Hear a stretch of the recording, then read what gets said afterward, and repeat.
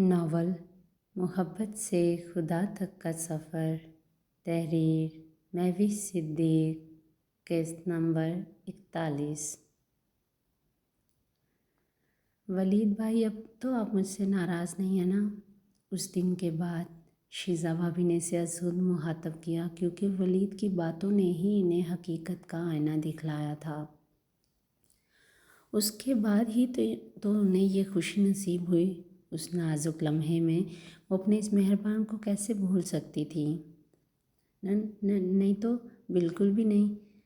ولید جو کب سے پریشے کو ہی تکنے میں محو تھا، وہ اچانک شیزا بھابھی کے مخاطب کرنے پر ایک دم بوکھلا سا گیا۔ اس کے ہکلاتے جملے پر سبھی بے ساختہ قہقہ لگا کر ہنس دیے۔ میں ابھی آیا، وہ مجھے کچھ ضروری کام ہے۔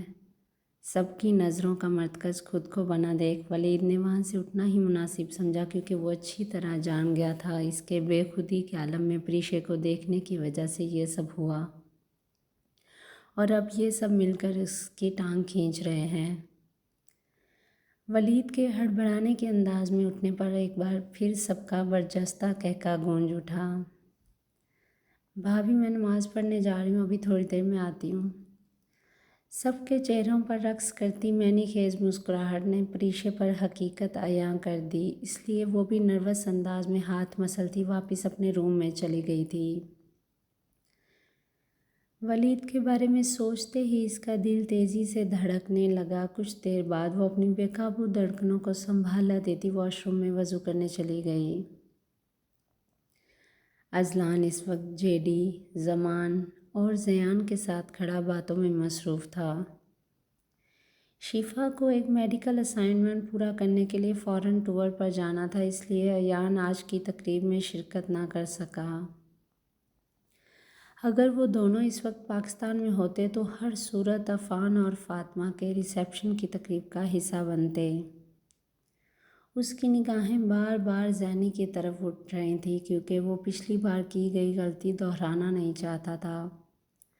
وہ ان کے ساتھ موجود ہو کر بھی یہاں نہیں تھا۔ زینب نے آج کی تقریب کی مناسبت سے ڈارک گرین شرٹ کے ساتھ ہم رنگ ٹراؤزر پہن رکھا تھا۔ شرٹ کے اوپر کی گئی سنہری ایمبرائڈری اس کی نفاست کو مزید چار چاند لگا رہی تھی۔ بالوں کو اچھی طرح کور کرنے کے لیے اس نے سر پر گرین سکارف لپیٹ رکھا تھا، گلے میں دوپٹہ نما شال شانوں پر پھیلائی ہوئی تھی۔ جیولری کے نام پر اس کے کانوں میں چھوٹے سے جھمکے آویزاں تھے۔ کلائی میں موجود بریسلٹ کے دامن اس کی رات کی چاندنی میں تاروں کی طرح دمک رہے تھے۔ زینب اس وقت سکندر شاہ اور آسماء بیگم کے ساتھ کھڑی کسی بات پر دھیمے سے مسکرا رہی تھی۔ زینب کے لبوں پر رینگتی نرم مسکراہٹ دیکھتے ہی اذلان کا دل تیزی سے دھڑکنے لگا۔ وہ اس کی زندگی میں آنے والی پہلی اور آخری لڑکی تھی جسے وہ اپنی دل و جان سے بھی زیادہ چاہتا تھا۔ زینب اس کے دل کی وہ پہلی خوشگوار دھڑکن تھی جس نے اس کے دل پر لگے کفر کو نہ صرف توڑا بلکہ خود سری اور ہٹ درمی کا عملی مظاہرہ کرتے ہوئے اس پر قبضہ جما کر بیٹھ گئی تھی۔ زینب وہ پہلی لڑکی تھی جس نے اس کو محبت اور محبوب کے لفظ سے آشنائی کروائی، ورنہ تو اذلان صرف اپنے کام سے کام رکھنے والا انسان تھا۔ اسے کبھی کسی لڑکی کی خوبصورتی نے اپنی طرف مائل نہیں کیا۔ وہ پوری دنیا گھوم چکا تھا، ایشین اور یورپی ملکوں میں مشن کے سلسلے میں بھی سفر کیا اور پھر شوٹنگز کے لیے بھی کئی ملکوں کا دورہ کر چکا تھا۔ زندگی میں پہلی بار زینب کی سادگی اور اس کی پرخلوص محبت نے اسے اپنی طرف متوجہ کیا۔ اذلان نے ہمیشہ سے ایک بات اپنے ذہن میں بٹھا رکھی تھی کہ شوہر کی اصلی محبت کی حقدار صرف اس کی بیوی ہوتی ہے۔ شروع میں جب زینب سے اس کی شادی ہوئی، اسے لگا اس کی یہ سوچ ہمیشہ کے لیے اپنا وجود کھو چکی ہے، لیکن وہ یہ نہیں جانتا تھا مستقبل قریب میں زینب اس کی بیوی ہونے کے ساتھ ساتھ اس کی اولین اور آخری محبت بن کر اس کے دل میں دھڑکے گی۔ اب تو اس کے بغیر اسے اپنا وجود تک بے معنی لگنے لگا تھا۔ اذلان، یہاں تو تم برائے نام ہی کھڑے ہو، اس لیے بہتر یہی ہے کہ تم وہیں بھابھی کے پاس ہی چلے جاؤ۔ اذلان جو کب سے زینب کی طرف ہی متوجہ تھا اب زیان کی آواز پر چونکتے ہوئے خجل سا مسکرانے لگا۔ وہ نظریں چرائے اپنی اس بے خودی پر اندر ہی اندر خود کو کوس ضرور رہا تھا۔ مطلب؟ سب کے چہروں پر دبی دبی مسکراہٹ کو دیکھتے اذلان نے بمشکل خود کو سنجیدہ ظاہر کیا۔ مطلب یہ کہ میرے بھائی بیچارہ جے ڈی کب سے مشن کے سلسلے میں ایک سوال پوچھ رہا ہے مگر تم ہو کہ اس کی بات کا کوئی جواب ہی نہیں دے رہے۔ زیان نے اپنی مسکراہٹ کو زیر لب دبائے اس کی حالت سے ہز اٹھایا۔ ہاں جے ڈی، کیا پوچھ رہے تھے تم؟ اذلان نے اب اپنی تمام تر توجہ جے ڈی کی جانب مرکوز کرتے اسے اس کے تمام سوالوں کا مدلل جواب دیا۔ کچھ ہی منٹوں کے بعد اچانک اس کی نگاہیں پھر سے بھٹک کر زینی کی طرف متوجہ ہو گئی۔ وہ اس وقت تن و تنہا کھڑی حسرت بھری نگاہوں سے سامنے کا منظر دیکھ رہی تھی۔ اذلان نے اس کی نگاہوں کے تعاقب میں دیکھا تو ایک پل کے لیے ٹھٹک سا گیا۔ منظر کے ایک طرف ایمان، فاطمہ، رفت بیگم، شمسہ اور سونیا بیگم چاروں ایک دائرے کی شکل میں کھڑی آپس میں باتیں کر رہی تھیں۔ منظر کے دوسری طرف عائشہ بھابھی، زمل، عبیرہ اور اس کی چند دوستیں ایک گروپ کی صورت میں کھڑی کسی بات پر خوش دلی سے مسکرا رہی تھیں۔ زینب کی آنکھ کے کنارے سے ایک آنسو نکلا جسے وہ اپنے ہاتھ کی چھوٹی انگلی سے صاف کرتی باقاعدہ اپنا رخ ہی موڑ گئی، یہ جانے بغیر کہ دو آنکھیں بنا پلکے جھپکائے کب سے اس کے تاثرات جانچنے کی ہی صحیح کر رہی ہیں۔ زینب کی آنکھ سے بہتا موتی نما آنسو اذلان کے دل پر ایک بھاری بوجھ بن کر گرا۔ اس نے گہرا سانس بھرتے میں ابھی آیا کہہ کر اپنے قدم بے اختیار زینب کی طرف بڑھا دیے۔ سب کچھ میسر ہو جانے کو زندگی نہیں کہتے، سبز پتوں کو بھی تو پتجھڑ کا موسم دیکھنا ہی پڑتا ہے۔ سوچوں میں مسترک زینب اس وقت ایک کارنر میں کھڑی اپنی آنکھوں کی نمی کو ٹشو سے صاف کر رہی تھی۔ زینب، اذلان نے اس سے چند قدموں کی دوری پر ہی اسے مخاطب کرتے اپنی طرف متوجہ کیا۔ جی؟ زینب اپنے عقب سے اذلان کی نرم آواز سنتے ہی ہڑبڑاہٹ کا شکار ہو گئی۔ اس نے چہرے پر ہاتھ پھیرتے فوراً سے پہلے اپنے آنسو صاف کر لیے۔ اس نے جواب تو دے دیے مگر اپنا رخ ابھی بھی واپس نہیں موڑا۔ وہ ہرگز نہیں چاہتی تھی اذلان اس کی حالت دیکھ کر اس سے کسی قسم کی کوئی ہمدردی جتائے۔ آپ یہاں اکیلی کیوں کھڑی ہیں؟ اذلان نے اس کے سامنے آتے نرماہٹ بھرا استفسار کیا۔ اس کا شگفتہ انداز محسوس کرتے زینب کی جھکی نگاہیں بے اختیار اوپر کوٹ گئیں۔ اذلان کی آنکھوں میں اس وقت زینی کے لیے والہانہ پن اور محبت کی گرم جوشی واضح نظر آ رہی تھی۔ اس کے شوریدہ جذبات سے انجان زینب نے اس کو ایک نظر دیکھنے کے بعد پورے ہال کے اطراف میں ایک سرسری نگاہ دوڑائی۔ کیا آپ کو یہاں دور دور تک میرا کوئی اپنا نظر آ رہا ہے؟ اذلان نے زینب کا ہاتھ اپنی مضبوط گرفت میں تھاما ہی تھا کہ زینب کے لبوں سے نکلتے الفاظ نے اذلان کے چہرے کا رنگ بھک سے اڑا دیا۔ وہ تو شاید پہلے سے ہی بھری بیٹھی تھی، اب موقع ملتے ہی کسی آتش فشاں کی طرح پھٹ پڑی۔ اس کے ہاتھوں کی گرفت ڈھیلی پڑ چکی تھی، بعض جملے نوکیلے تیر کی طرح آپ کا سینہ چھلنی کر رہے ہوتے اور مقابل کو اس بات کی خبر بھی نہیں ہوتی۔ لمحے بھر میں اس کے چہرے کے تاثرات از حد سنجیدگی کا روپ اختیار کر گئے۔ زینب، آپ اس سے زیادہ میری محبت کی انسلٹ نہیں کر سکتی تھیں؟ اذلان کے تیز تنک آمیز لہجے میں کیے گئے استفسار پر زینب چونکتی نگاہوں سمیت اسے دیکھنے لگی جس کے چہرے پر کچھ دیر پہلے تک بہاروں کی سی رمق موجود تھی اور اب ایسے محسوس ہو رہا تھا جیسے ایک خزاں نے یہاں مستقل بنیادوں پر ڈیرے ڈال لیے ہوں۔ اذلان کی آنکھوں کی پتلیاں دکھ اور اذیت کی وجہ سے سکڑ گئیں۔ اذلان، وہ میں…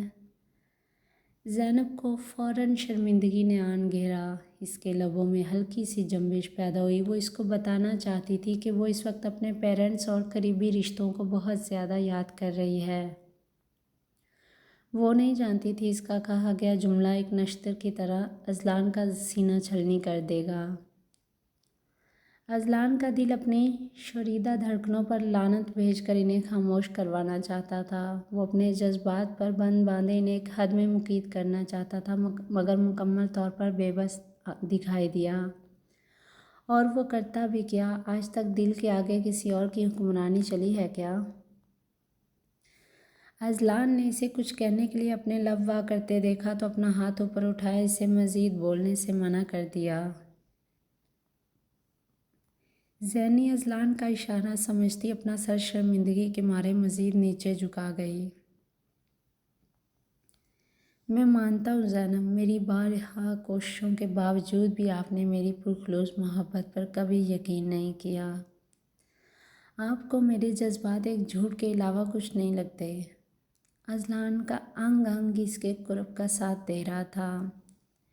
اس کی آنکھوں کی مخصوص چمک مفقود تھی، ایسے محسوس ہو رہا تھا جیسے یہ آنکھیں تو ازل سے ہی بے نور ہیں۔ زینب کی آنکھوں میں سیال مادہ بھرنا شروع ہو گیا۔ اس نے غیر محسوس انداز میں اپنا ہاتھ اوپر اٹھایا، انہیں صاف کر لیا۔ اس کے اندر اپنا جھکا سر اوپر اٹھانے کی بھی سکت نہیں بچی تھی۔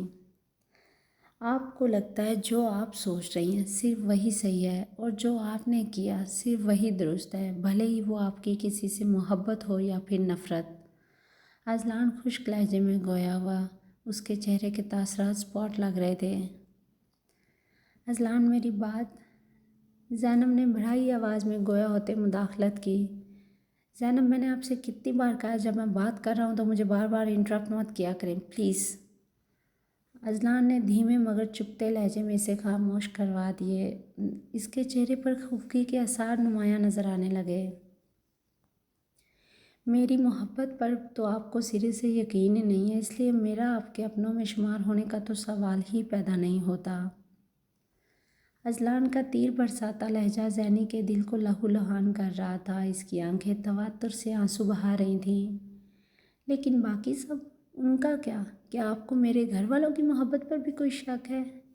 زینب، وہ تو مجھ سے بھی زیادہ آپ کو اہمیت دیتے ہیں۔ میں نے ان کی نگاہوں میں آپ کے لیے فقط محبت اور عزت ہی محسوس کیا، مگر افسوس آپ کو تو… اذلان پہ در پہ تنزیہ وار کر رہا تھا۔ Azlan please. زینب نے آنسوؤں سے تر چہرے سمیت اس کی بات کو بیچ میں ہی کاٹ دیا۔ اب وہ اپنا رخ موڑے بھیگے رخسار صاف کر رہی تھی۔ اس کی ساری ہمت جواب دے گئی۔